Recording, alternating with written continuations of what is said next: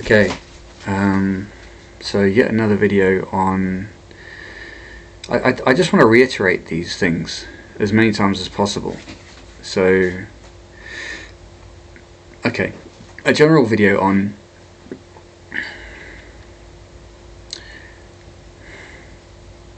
the current philosophy of web design and how it's a problem and how it has to be changed fundamentally, top to bottom, inside out, completely and utterly. So again, I just have to draw this back to politics every time. So our world at the moment is, in the Western world, which is the dominant force in the world, is under the control of a group of internationalists who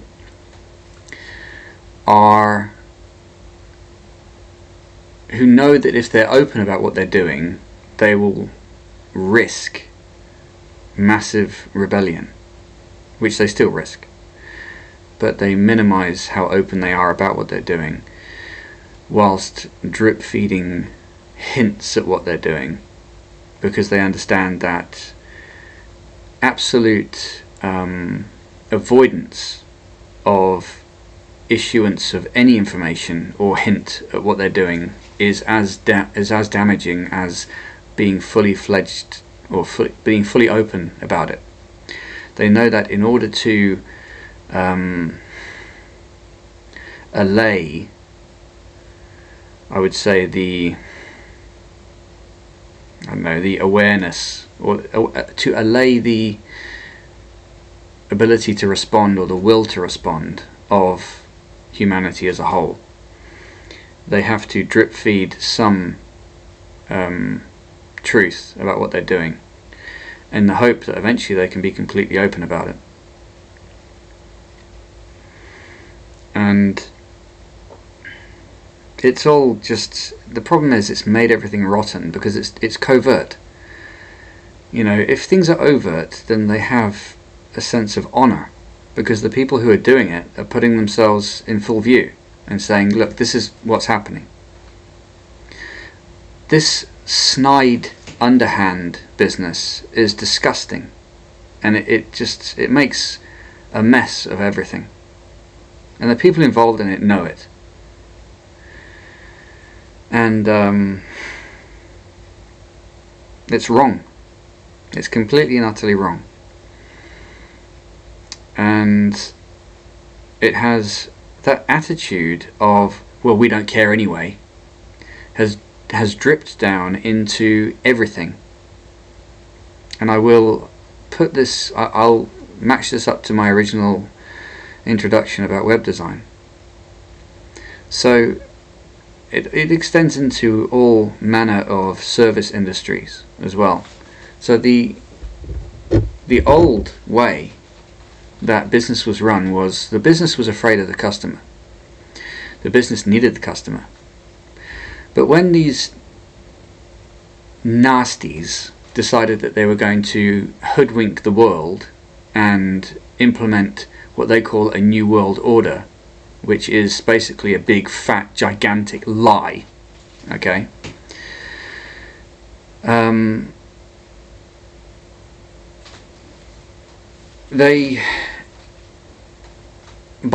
so doing, they corrupted and they undermined principles that have been laid down for millennia. Now, I'm not going to suggest that everything that's ever happened in history was above board and wonderful. Secret organizations have always been around. The problem is that they are inherently, okay, in some instances they might actually be able to do some good, but in this instance, what all it is a big, rotten, cowardly lump of rubbish. That's all it amounts to. It's cowardice, complete and utter cowardice. And that's the biggest problem, because it's done in the shadows. It's nastiness, and you have to bring it into the light. You have to expose it. And it has to be fought. It's going to have to be fought eventually. It's going to have to be fought in the open eventually. That's the truth of it.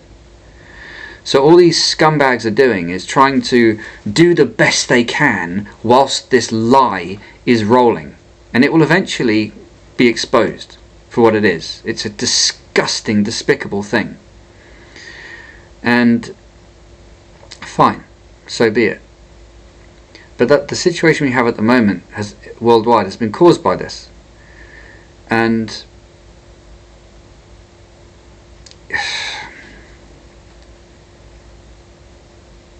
the reason that we have such a sentiment in human existence as honor is to prevent this kind of rubbish. Okay, it's important. Honor is important, and you preserve it for yourself and for others. We preserve it as we've always tried to our best to preserve it. All human civilizations have had some semblance of it, and they recognize when there's a lack of it, as that's when problems happen. So like I say, the customer was always the king. Okay, the service provider existed to serve the customer. If the customer walked out the door and went to another store, the business was like, oh my god, what are we doing wrong? But when these guys decide to take over everything and corrupt everything, the ethos of we don't care what you think, you're beneath us, we control you, seeped into everything, business and politics. You can see it all around you. I see it in the British government. You know, the truth is, I do not know who the Prime Minister of England is. And you know what? I'm glad. That doesn't make me ignorant at all. Not in the general sense. Not at all. I don't pay attention to what we call politics in our country right now, because it's a mess. It's a disaster. It's a joke. The person, whoever it is, who is in charge of, supposedly in charge of England, is not in charge of England. They are merely a puppet figure that you can essentially completely ignore. Anything that they speak is programmed and taught to them, and they are completely and utterly controlled. And if they step out of line, they'll be gone in a heartbeat, because they are not in charge. Okay? There's a really good bit of video from years ago showing Ronald Reagan being instructed as precisely what to say. I mean, he was an actor, for heaven's sake. You know, that's probably a pretty good indicator of the caliber or the character of people that the people who are running the show are trying to put in charge. Okay? And this was back in the 80s. And he was being instructed as to exactly what to say by, I don't even care who it was. The fact is, he was being told exactly what to say. These people are just puppets. They're not leaders. Now, in the case of Donald Trump, I don't really pay attention to politics, but I'm glad that at least he's in charge. And people say, oh, he's such a pig. Oh, how horrible. You know what? I would rather the most awful person in the world in charge, as long as they are speaking what they feel. And as far as I can see, that's what Donald Trump does. He sees his problem and says, well, that's a pile of crap. And people go, oh, you can't say that. People are just not used to men, speaking their minds. I'm glad that Donald Trump is in charge of the United States, and I hope he is actually mostly in charge. It's a tricky game, this whole politics thing. I can't completely trust him. I wouldn't completely trust him. But I will say that I would rather that than some sycophantic little dweeb who is just trying to say the right thing so that they can stay in office. It's a joke. So this whole thing has seeped into our society, and it all comes to, and like I said, businesses are no longer afraid of the customer because they've been told, or a lot of the people who run big business, right, sit at the same table as the nasties who are trying to control the world. Let's be honest, shall we?